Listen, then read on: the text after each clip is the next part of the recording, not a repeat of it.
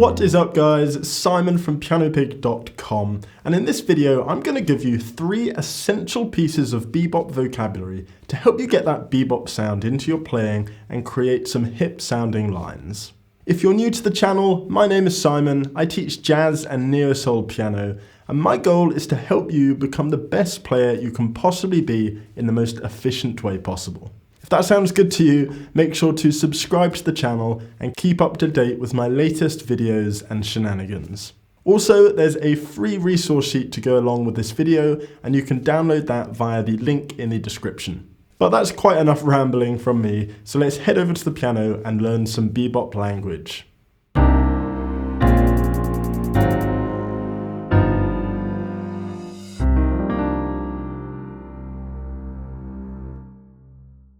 So you've probably heard those long, crazy bebop lines before.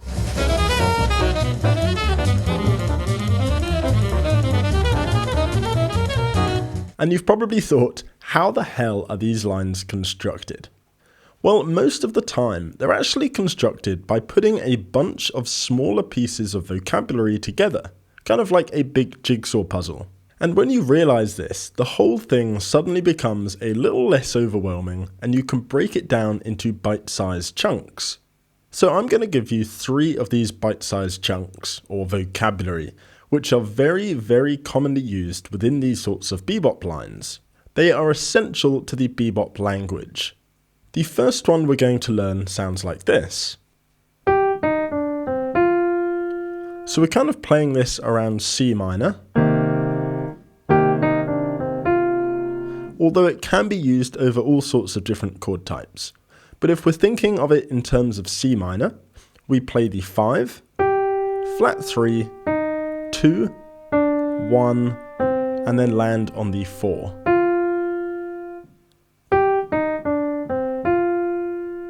And take this shape through a few different keys as well.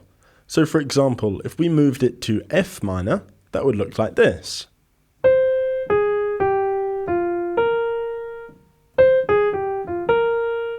And play around with it. Try inserting it into lines and get creative with it.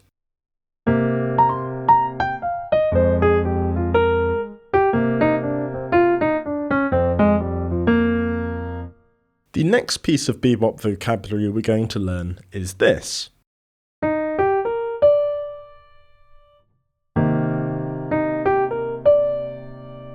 And this is literally just playing up a major 7 arpeggio. Super simple, yet insanely powerful and very common in bebop. And what you can also do is add an approach note at the start. So just a half step below.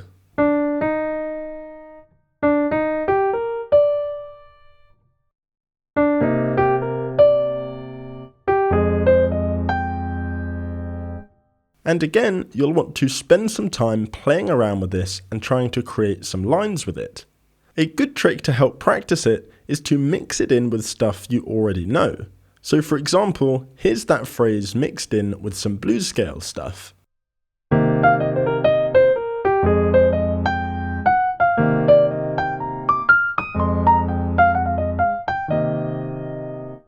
The third piece of bebop language we're going to learn sounds like this.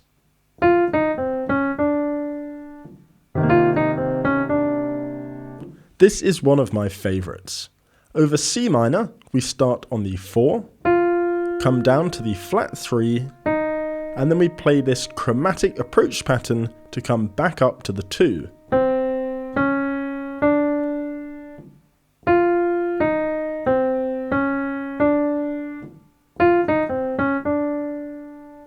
And if we transpose this up to F minor, it would look like this. And we could create some pretty cool lines literally just using this, going back and forth between C minor and F minor.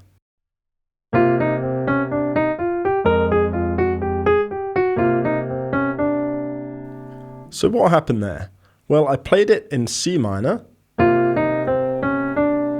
then I played some pentatonic stuff, and then I played it again in F minor. And then I just did some chromatic stuff to get us back to the starting point so we could play it again in C minor.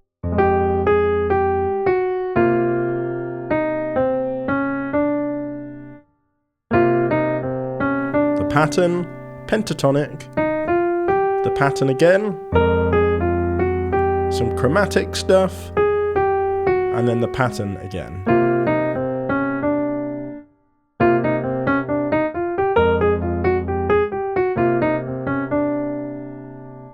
And that's the kind of stuff you should be trying to create yourself. Bebop is literally just small pieces of vocabulary stuck together in creative ways. So now we've got our 3 pieces of vocab. 1, 2, and 3. What you want to do now is try to create lines using all of these, mixed in with some other stuff you already know well. But we could even create some pretty cool lines just using these alone. For example,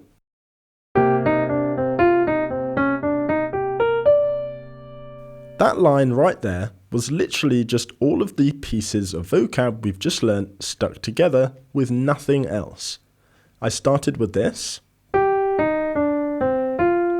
then I played our 3rd bit of language, and then I played the other bit of language.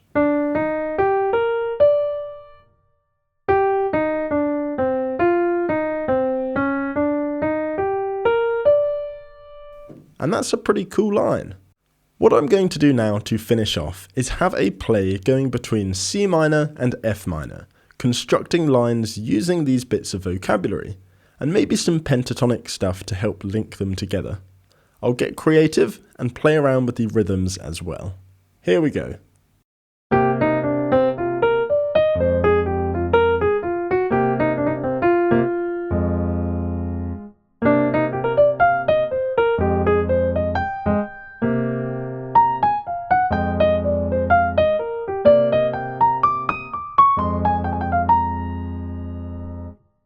Take your time with this. Go really slowly to start with, and actually spend the time to try and figure out some nice lines and practice them.